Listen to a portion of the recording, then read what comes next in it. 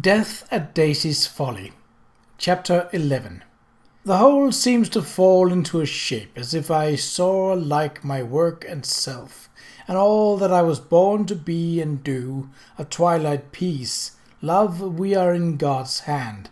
How strange now looks the life he makes us lead, so free we seem, so fettered fast we are. Robert Browning, Andrea del Santo. Charles thought that the column assembled in the courtyard the next morning must be the most extraordinary ever organized at Eastern Lodge. In the vanguard was the highly polished and finely tuned Daimler, the royal pennant fluttering from its standard, the engine idling like a poorly maintained thrashing machine. Bradford, wearing a duster motoring cap and goggles, sat behind the tiller waiting for the prince. Seeing Charles, he gave a cheerful wave. "A red-letter day in British motoring history," he called, and Charles suppressed a smile. The prince was about to discover that the countess's stratagem wasn't the only one to which he would be subject today. Next in line behind the Daimler was the shiny black four-seater brougham in which Charles and Daisy would ride, with room for HRH should ill fortune befall the motor car. Under its seats were several large wicker baskets covered with red and white checkered cloth. Charles supposed them to be emergency rations should they be detained beyond lunchtime. The rear guard consisted of a supply wagon which would follow behind, probably at some distance, conveying Bradford's mechanic, his man Lawrence, and hopefully adequate stock of spare parts, spare tires, and petrol. A good idea, Charles reflected. Motoring was a dodgy business. One could never quite be sure of arriving anywhere without incident. Charles turned and motioned to Lawrence, who had carried his photographic gear downstairs. "Put that in the wagon," he said. "Carefully, please." "Yes, sir," Lawrence replied and began to stow the various cases. Charles had brought a camera made in Paris in 1890, a large and fairly cumbersome model, but one that would function under conditions of poor illumination and produce high-quality prints as well. The mahogany front panel folded down when the camera opened, supporting a square leather bellows and a Urigraph extra-rapid No. 3 lens. He had been intrigued with photography for as long as he could remember, and his collection of cameras now threatened to overtake the room in his Knightsbridge house to which they were consigned. He frowned. Fettered by duty he might be, but photography was one of the interests he intended to pursue. "Excuse me, sir," Lawrence said, having stowed the camera paraphernalia. "May I have a word?" "Certainly, Lawrence," Charles said.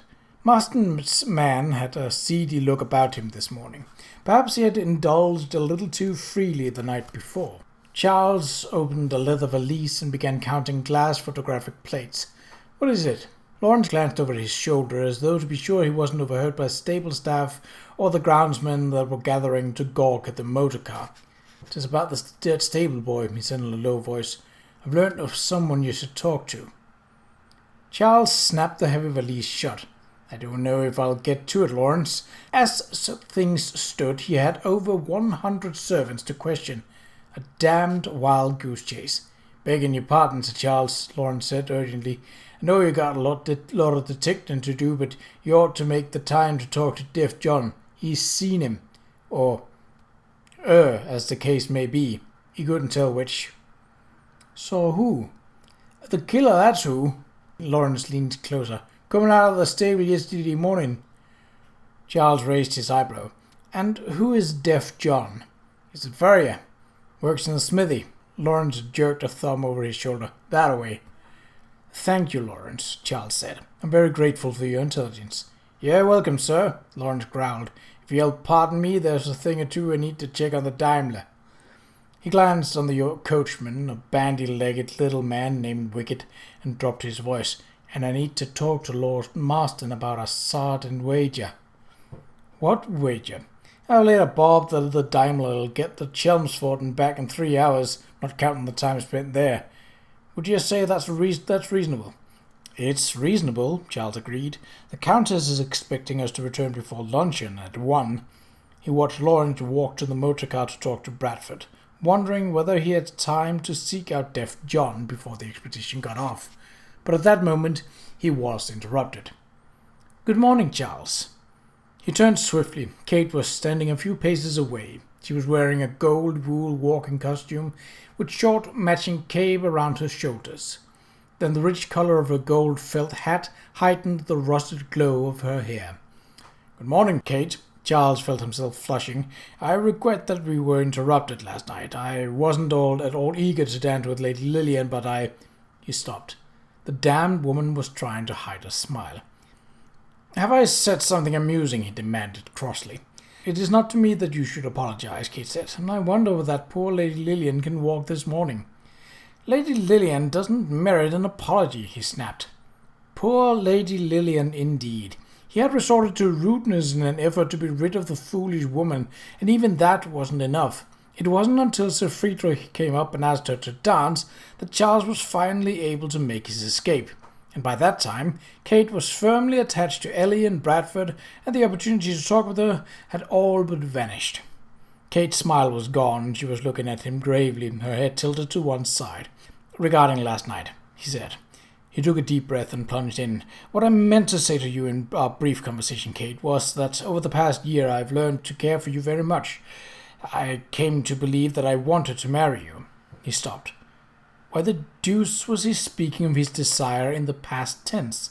It sounded as though he no longer cared, and that wasn't the truth. "That is," he said, reddening still more, and intent on correcting his error, "I do want to marry you. However, I have just recently learned that—" Kate put out her hand, stopping him. "Charles, please, I own that I, too, have begun to care for you.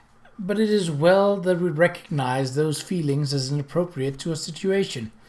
Her green-flecked hazel eyes were clear, her gaze unswerving.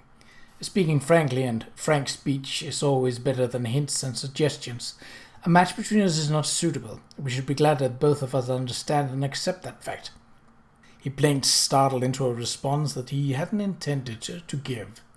"Not suitable? For heaven's sake, Kate, what makes you think—" "Good morning, Sheridan," came the prince's booming voice. "A fine morning for a drive, is it not?" Charles, feeling deeply frustrated by the interruption, turned to greet His Highness and the Countess. Kate, for her part, felt deeply grateful. She had said what she intended to say, and she very much hoped that the matter was closed. Their relationship might be strained for a brief period of time, but once they accepted the inevitable, they could continue their friendship without any complication. She could go on being Belle Bardwell, and he could go on to the baronetcy of whatever it was. "Good morning to you, Kate," the prince added in an avuncular tone. He was wearing a Norfolk suit, ankle-length tan duster buttoned across his bulging middle, and a white yachting cap with the royal insignia. A silver-headed walking stick was tucked firmly under his arm. Kate, who was yet unaccustomed to the idea of being directly addressed by a prince, dropped a nervous curtsy. "Good morning, Your Highness. I trust you will enjoy your drive to Chelmsford."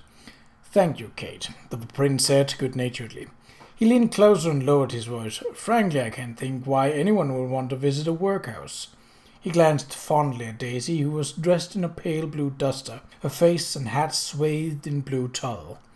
"Except our hostess, of course, who feels such sympathy for the poor and is constantly trying to educate me." He looked around. "By the by, has anyone seen Reggie this morning?" When everyone shook their heads, he frowned. Well, whatever he wanted to talk to me about can jolly well wait until we get back." He raised his voice. "Well, Marston, is your motor car ready?" "Ready, sir," Bradford said, and saluted smartly. "Come aboard." The prince clasped his hands behind his back and paced around the automobile, frowning judiciously. "But where is the man with the red flag?" Daisy stepped forward. "I hardly think it likely that you will be arrested, Bertie. But if you would be more easy, we can provide a man." "Oh, pshaw, let them arrest us." The prince threw back his head and roared with laughter. "That would be a splendid joke now, wouldn't it? I can just see the headlines in the Times. H.R.H. arrested for motoring offence. It would give Mama something new to complain about." He accepted the goggles that Bradford handed him and got into the Daimler, which listed to one side under his weight. "Come on then," he cried. "Let us be off." Kate stepped back a little distance as Bradford pulled out the throttle. The rattle of the Daimler's engine increased to a smooth chatter. At the last moment, Andrew Kirksmith raced out of the stable and hopped into the motorcar's jump seat, a vis-a-vis arrangement that faced passenger and driver. Sir Charles, surprised that Kirksmith was going along, handed Daisy into the brougham and got in himself, and the coachman shook the reins, clucking to the horses. Behind them, Lawrence and another coachman climbed into the supply wagon. The parade clattered off at a smart pace, the Daimler at its head. At Kate's elbow, a man spoke dryly. "Impressive entourage, is it not? Ironic that they are so elegantly equipped for a visit to a workhouse." Kate turned, recognizing a dancing partner of the evening before. "Impressive, yes," she agreed. "I wonder, though, whether His Highness is quite prepared for the journey. 26 miles seems a long way to ride in that noisy contraption." "My thoughts exactly," Sir Friedrich said, gave another dry chuckle. "I should have expected Daisy to pay more attention to HRH creature comforts." He offered her his arm. "Since you're about so early, Miss Audley, what would you say to a walk, or may I call you Catherine?" "Certainly," Kate said, watching the procession as it disappeared around the curve. "Please do, Friedrich." She hadn't quite gotten into the habit of calling princes and lords by their familiar names. As they drove off, Charles waved goodbye to Kate, but she was talking to Friedrich Temple and did not notice. He leaned back and folded his arms, feeling quite out of the sorts. "I didn't know Kirksmith was meant to come along," he said darkly, although that had nothing to do with his beak.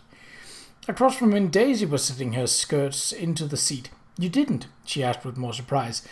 "But then I suppose no one has told you that he is Bertie's personal bodyguard." "Ah," Charles said. There had been several attempts on the Queen's life, and in the current time of unrest, it was only prudent to assign a man to protect the royal person. It occurred to him that this intelligence explained Kirksmith's offer the preceding evening. As a royal bodyguard, it was his business to know the servants. They rode in silence for a time. It was difficult to see through the blue tulle that swathed the Countess's face, but Charles thought she looked pale and drawn, as if she had spent a sleepless night. He was intrigued again, as he often was, by the complexity of her character. Daisy Warwick appeared to have everything a woman could want: beauty, fortune, congenial husband, and the attentions of a prince. But beneath those superficialities, what were her real desires? What did she imagine she was born to be and to do? What dreams compelled her onward? "I've been wanting to talk to you, Charles," she said, in a voice that he had to strain to hear. They had turned out of Easton Lane and into the road to Chelmsford. "The accident that befell Bertie's groom yesterday, I understand you're looking into it. What have you learned thus far?" "Precious little, I fear. The boy died from a blow to the head. I'm inclined to believe that it was inflicted by some means other than a horse's kick, but I cannot yet be sure. What clues there might have been were destroyed by the staff when they took him out of the stall." Daisy clasped her hand in her lap and looked out across the landscape. What sort of clues would you have looked for?" "The exact position of the body would have been instructive," he replied, "or evidence that someone else had been in the stall, or that the boy had been in the loft above. But I could find nothing, and failing that, then it's best to accept the obvious explanation. The lad simply had the misfortune to be kicked by a horse." Daisy leaned against the seat with an expression Charles thought almost of relief. "I'm sure it would be of some comfort to his mother to know that her poor boy died while he was doing his duty. I think we may consider the matter closed." Charles raised his eyebrows. "I fear that His Highness thinks otherwise." Daisy frowned. "Bertie wants you to continue the investigation. He has taken quite an interest into this matter. He asked me last night to interrogate the servants." She looked alarmed. "My dear Charles, that is out of the question. You know how servants gossip.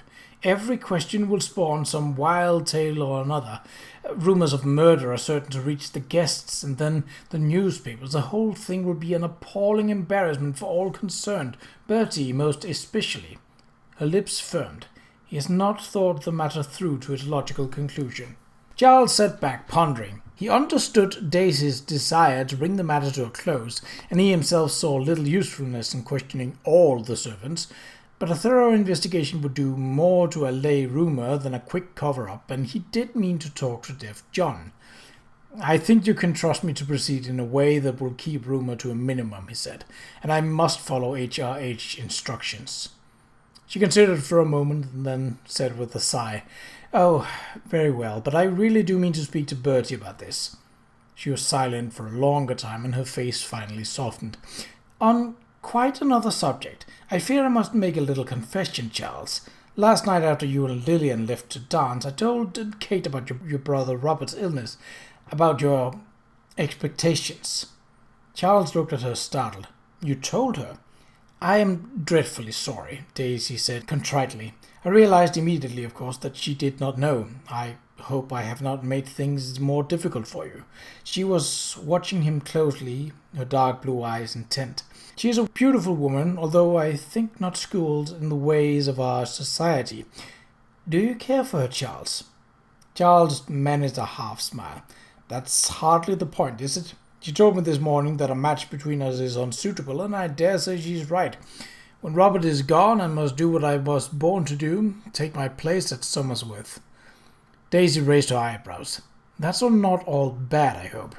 He shook his head, feeling suddenly quite dismal. "It's hardly a life for Kate. She's an independent-minded woman. The Americans have spent 200 years cutting themselves free of traditions, you know. They fancy themselves more spontaneous, more impulsive than we, and they are, to a great extent. They have no patience for the fetters of duty, and if he and Kate were by some miracle to be wed, it would not be long before she became irritated by the restraints under which they would perforce live." Daisy leaned forward. "Forgive me for speaking frankly, Charles, but I know from my own experience how it is to be confined in a life of obligation when your own desires call you to something else. As for what lies ahead, you must honor your own wishes, not those others may have for you. And you must speak more frankly to Kate. If you love her, tell her so. Permit her to choose her life as she would have it. It is arrogance to assume that you know what her choice would be before it is put before her." Her smile was gentle, "Especially since, as you say, she is a woman of independent mind." Charles sighed, thinking that Kate had already announced her choice. As far as she was concerned, the match was unsuitable. But he only said, "Thank you for the recommendation, Daisy. I shall consider it." Daisy sat back smiling a little. Once more Charles thought how drawn and pale she seemed. "It is easy to speak of assurance of another's life, Charles. If only I could speak so confidently of my own."